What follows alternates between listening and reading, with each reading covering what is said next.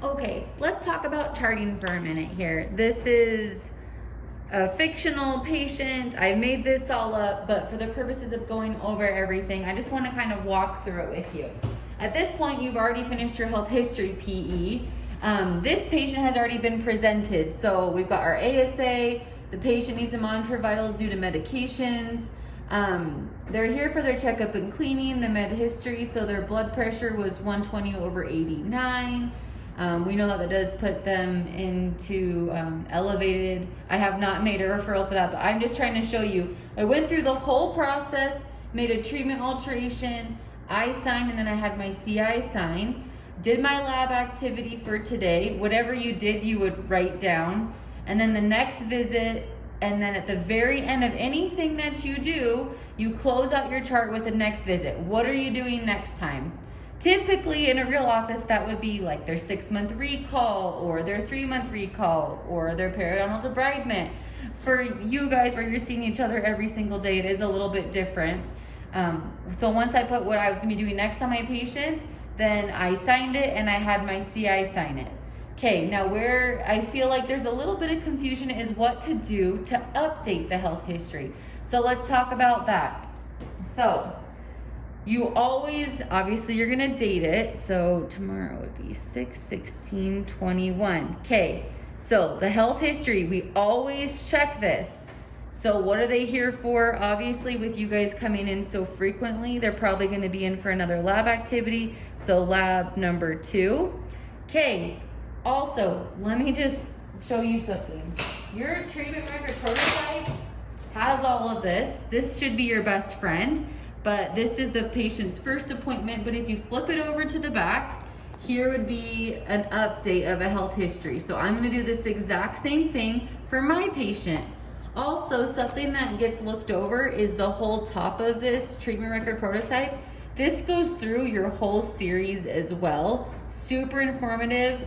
Everyone does not look at this. And if you did, it would 100% help you with your charting, what to do next, etc. Okay, so the med history part, you do that still every single time. So if I was monitoring vitals on the patient, the med history would say the vitals for that day because the rest of the med history follows, right? So it goes through their RAD-HX, everything that they answered yes to. Well, the patient, I do need to take their vitals, but there's been no changes since the last time that they were in. So I would write med history and I would write no changes since, and then you look at the date that the health history was originally filled out and signed. So this one was 6/15/2021. Nothing has changed on my patient, so I would write the same thing. So no changes since 6/15/21. Okay, then because this patient, I do have to monitor their vitals every appointment, that's where I would put the blood pressure, take the blood pressure, pulse, respirations, and then I would write the treatment alteration,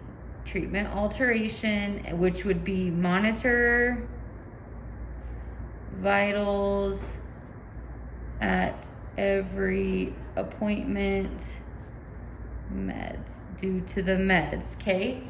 Then I would sign that as the clinician, and then I would take it to my CI. But before I do that, there's one more spot that we're forgetting, and that is back here. So your patient needs to sign down here, updating that everything's the same, or if there has been a change, what that change is. So today's now the 16th. The patient would sign that there's been no changes. You would sign as the student, and then you would bring this, now you're ready to present this to your CI. Now, if there was a change to the health history, or if there's something that needs to be followed up, such as diabetes, we're gonna do something different. So let me look right here. So diabetes is, let's see, where's diabetes? Diabetes, okay. Let's say that I'm a type 2 diabetic. Oh, sorry, I should have circled that in red. So they're a type 2 diabetic. I've gone through the OPQRST. That is something that every single time that the patient comes in, we have to address. So let's say they came in today, their health history, checkup, they're coming to do lab number 2. Okay, their med history, we have to update. So for number 43, which is diabetes, okay, I need to know what food they ate. So the patient had eggs and toast at 8 a.m. Okay. I need to know their blood glucose level. So they're fasting this morning. Let's just say it was like 150 fasting blood glucose. I would need to know their last A1C and when that was. So their last A1C was 6.7, and the date of that was February 14th of 2021.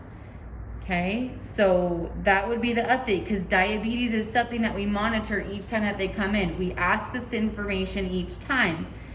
Okay, and then I would take their blood pressure, because that's also treatment alteration for diabetes.